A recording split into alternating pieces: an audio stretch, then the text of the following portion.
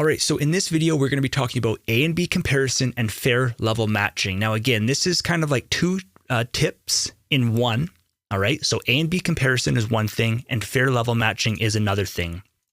So for example, if I open up the Pro Q3, you can see that we have A and B. So for example, if I adjust the band down here and up here, and then I go to B, you can see nothing is on B. So what we can do is we can actually store the state into B. So for example, let's say we are mixing our track. Let's say we like it the way it is right here. You can copy the state over into B, and maybe on B, maybe you're like, do you know what? I want to maybe make it just a little bit tighter. Maybe you want to move it over just a little bit. Okay. Now watch, we can go between A and B, and this is how you can mix a lot better, a lot more accurate. Now, the next thing is fair level matching. So in other words, that when we turn this plugin off and on, we want to make sure that the volume is pretty similar. Now, don't get stuck on thinking that it has to be the perfect volume, because if you do that, you're never going to move forward in your mix. You're always going to be trying to turn off and on the plugin, and you're going to listen for, is it louder or is it quieter?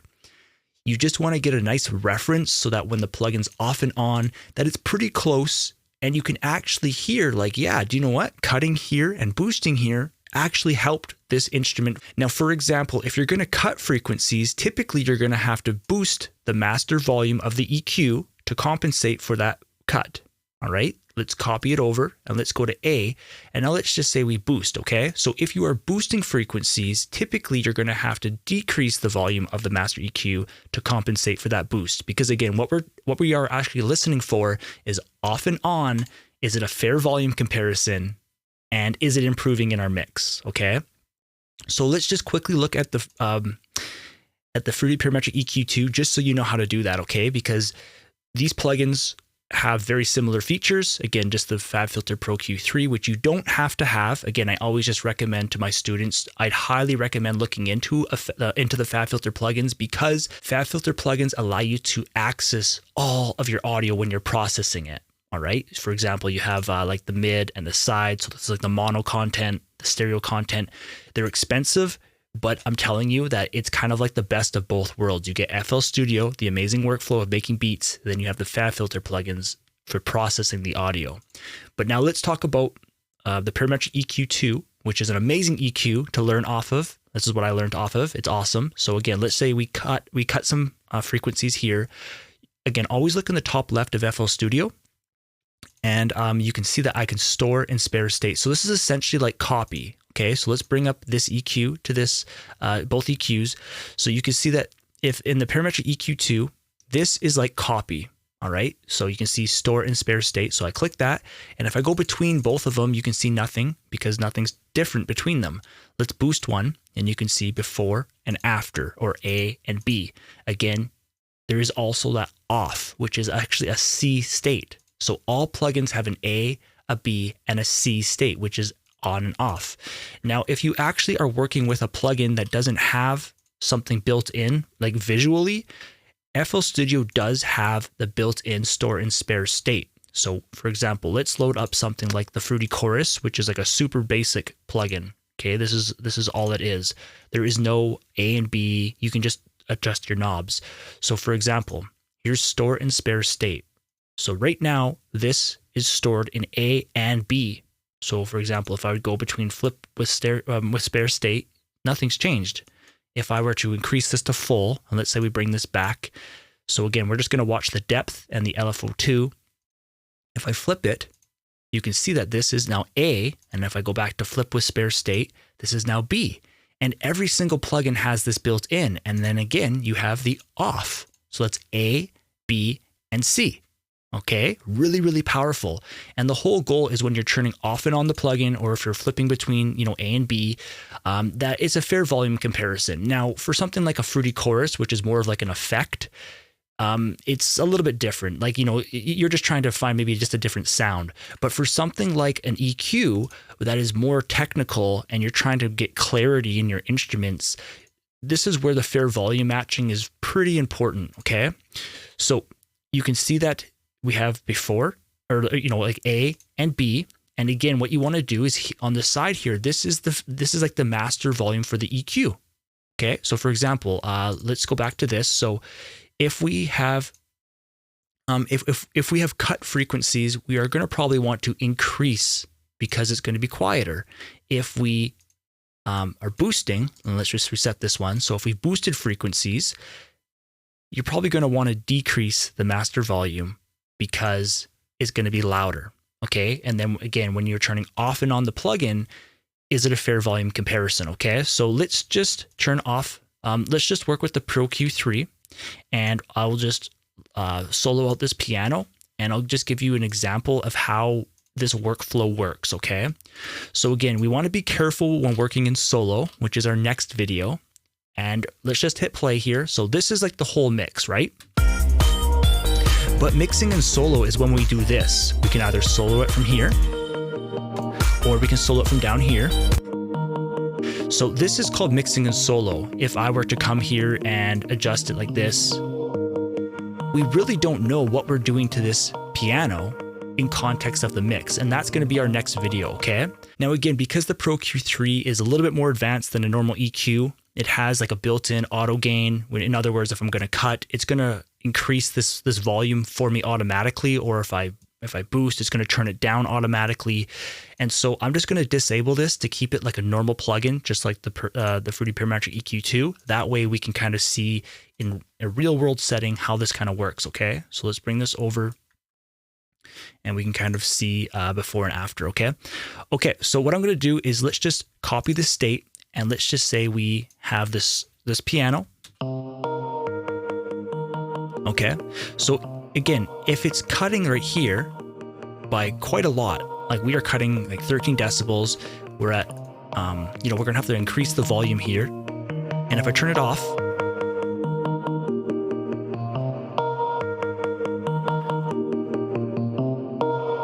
it's kind of a similar volume. Again, see, this is the thing, that different frequencies are louder than others. But the whole goal here is we're just kind of looking for like a similar volume. But again, remember, right now we're mixing in solo, which is not good. So let's just, a real context. Let's say I was actually mixing this track and we're listening at this electric piano. We're trying to do a before and after, and let's just go through it.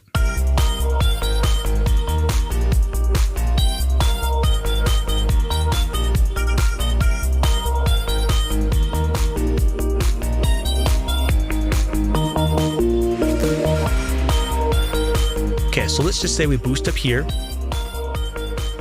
Now let's turn off and on the plugin. It's way louder, and there's two reasons for that. First, I was boosting and I'm +6. So let's just turn down the volume, and then we'll try to get a fair volume comparison because I am boosting. Turn it off.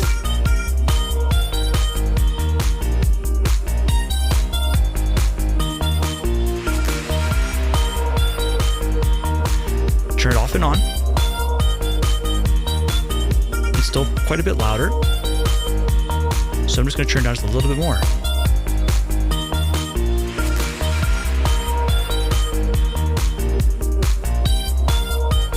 Turn it back just a little bit more. So really, this EQ right here is helping this piano stand out over top of the mix, and it's not, now it's a fair volume comparison. And so again, this is like EQ. This is like in the mixing stage. We're trying to get all our different instruments to stand out in their own way, but before and after, so off and on.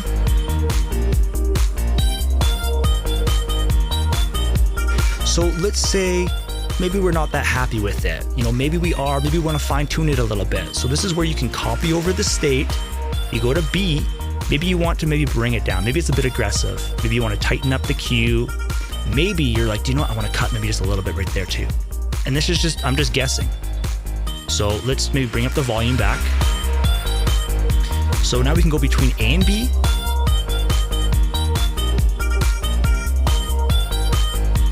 Okay, so let's go back to soloing out this electric piano. So again, we have off and on, which is like essentially that C state. So we have A. We have B. We also have off and on. again, with FL Studio, you also have off and on here, but with FabFilter plugins, they have it built in where they have the off and on. They have special code going on so that you don't get any kind of glitches or anything when you're turning off and on the plugin. So I highly recommend that you do it from right here. You can also right click on these and you can set it up to like a button on your MIDI keyboard. I actually have mine set up to a slider. You can see I've set it up like this. Don't worry about like the mapping formula stuff. I just fine tune the slider to have it a little bit of more finer tuned. And you can also even invert. Okay, so again, I'm not going to cover this in this video, but you can see that. Watch, if I'm just using my MIDI keyboard. Okay, it allows me to do that. I can also turn up and down my master volume from my MIDI keyboard as well. Okay, you can see that my mouse is over here. I'm using my left hand and I'm going up and down. And again, you can just right click, you can go override global link so that whenever you open up this plugin, you can get hands-on mixing. And again, so instead of having to use your mouse and fine tune it, check this out. So I'll hit play. And let's just say we boost it like this. Okay, watch, I can use my MIDI keyboard to help compensate for that, and I can quickly turn off. You can look for the red. I can turn off and on the plugin. And if you're using your mouse with your MIDI keyboard, so you can kind of get this hands-on mixing, which is super, super powerful. You can also do the same stuff with the Parametric EQ2. The only thing is the on and off doesn't really work, but if you wanted to, you can right click, go override global link. Okay. And I usually like to enable the smoothing. If you don't enable smoothing, it kind of looks choppy like this, kind of looks kind of gross. And if you right click and go override global link and go smoothing, I'm just going to use a MIDI keyboard, a slider or a knob, and watch this. You can see, so it's much smoother. Like that's what that smoothing does. But for example, if we are mixing our music, so I'll turn this off. And if you want to increase it, so watch if I hit play. So you can hear it's pretty loud, right? So let's turn it down. So you can move, you can mix with your mouse if you want, and you can adjust with your master or with your MIDI keyboard slider. Now again, with the Parametric EQ2, I couldn't figure out a way to do the on and off, because what happens is this, if you look down here, off and on, you can see that this is actually this, and it correlates with what order it's in. So for example, I'll actually show you this. So if I right click and go override global link. So again, there's link to controller, which means that if I were to adjust the slider, it's only for this project. But FL Studio has a really cool built-in feature called override global link, which means that it doesn't matter what project you're in, even a new project, an old project, you use override global link. And whenever you open up this plugin, this global link will follow it. But this on and off is different than the actual plugin. Okay, so let me just break that down. So you can see that the Parametric EQ2 is on slot 10, and you can see that it turns off and on. Okay, so let me just remove the Pro Q3, and you can kind of see it like this. So again, I was trying to do the on and off, very similar. And watch, if I move my slider, so now, so nothing's happening, and you can see up here, my MIDI keyboard is moving. But watch, I have to actually be focused on the mixer, and then watch, you can see it's off and on. So I'm not clicking that, right? That's my MIDI keyboard. And so watch this. So it's working, so it's on, it's off, but as soon as I hover onto the EQ, on and off does not work, which was kind of annoying.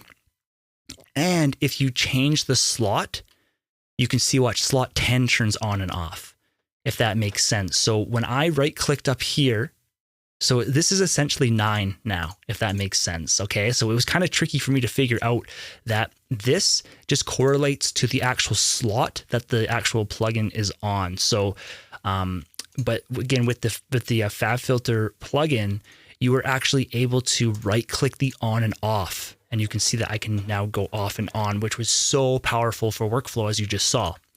Okay, so again, you don't have to have the FabFilter plugins. I always try to give a fair comparison between them because they can both give you great results. But the whole goal of this video was just to teach you A and B comparison, fair level matching, as well as be aware of on and off, which is that C. Okay, and then again, if the plugin doesn't have an A and B comparison, you actually have the store and spare state, where, for example, let's just say we store in spare state like this, and then now we're just going to kind of adjust some different things. We'll go up a little bit.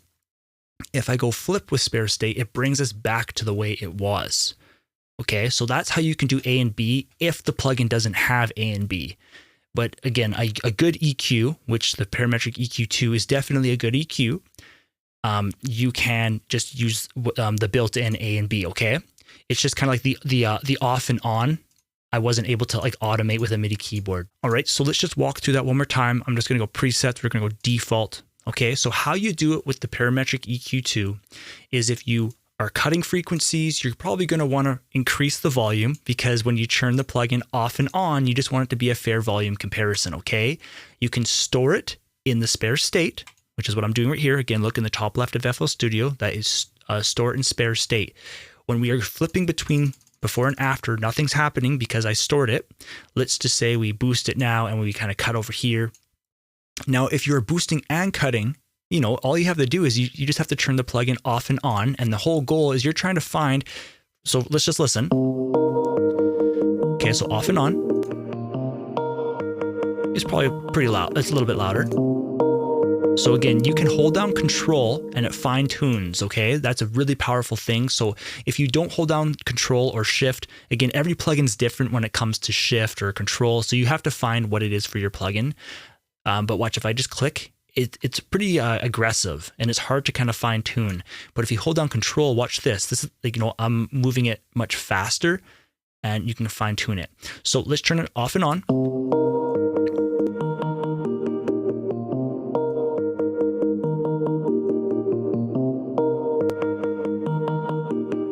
So here it just sounds maybe brighter. It sounds like, you know, a little darker. But it's a pretty fair volume comparison. Okay, so now we're gonna flip it. We're gonna turn off and on. Okay, so to me it sounds pretty bright, but maybe a little bit loud. So we're gonna bring it back. Off and on. Okay, let's flip it. Off. To me, it sounds louder, too loud. Okay, but again, we are mixing in solo. So for example, this is how we want to mix the track in context of the mix. So let's turn it off.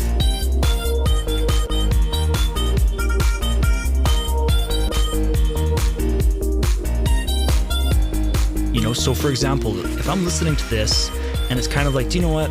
It sounds a little bit dark, maybe a little bit kind of like a boomy. I'm gonna store it in the spare state. We're gonna go, you know, so it doesn't matter if you flip or not because now they're both in the same state. It's just kind of like, do you know what? We're gonna bring it down a little bit. And again, with the Parametric EQ2, if you like where this band is and you just want to turn it down, I wouldn't grab it from here because you can move left and right. I would grab it from here, again, holding down control. Look at my keyboard shortcut, holding down control and left clicking, and you can fine tune by going up and down. You're not going to go left and right. If you want to go left and right, you can do it here. So when you're first getting into mixing, I would grab a band and you can kind of, wherever you want to kind of put it, once you kind of find that spot, then you can use the sliders to fine tune. Okay, again, you can even use down here to fine tune or hold down control on the scroll wheel. Or again, you can use just the scroll wheel, but again, it's more aggressive. If you hold down control, again, it's more fine-tuned, okay? So again, so this was before, this was after, and let's just listen.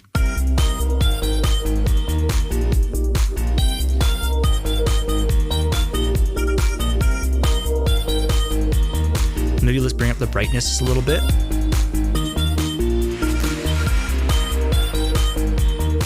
Let's turn it off and on.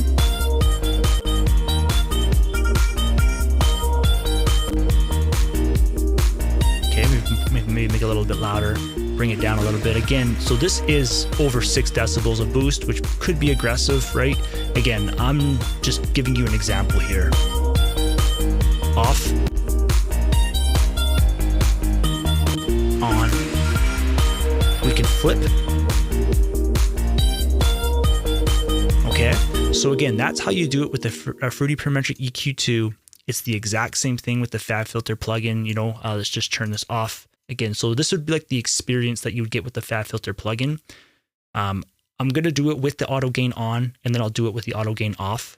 But with the auto gain on, you can just hear that when it's being cut or when it's being boosted, we don't have to do that on and off as much. So it allows you to kind of fine tune quicker and keep that volume the same. And then you can fine tune from there. So let's just listen.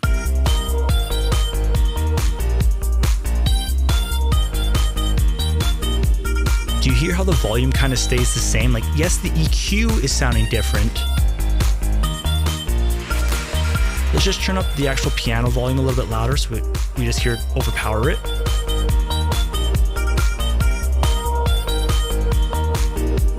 Let's say we boost this.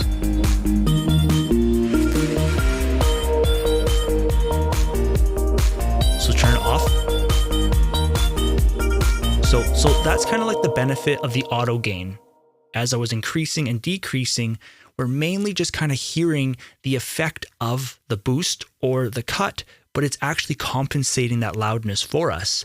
But like I said, it's not perfect. And so sometimes I even just use it off, or even right now, I hear that it still sounds a bit louder. So I might even kind of cut it back a little bit by like 0.4, maybe 0.5. I don't know. We would have to hear it. So let's just listen.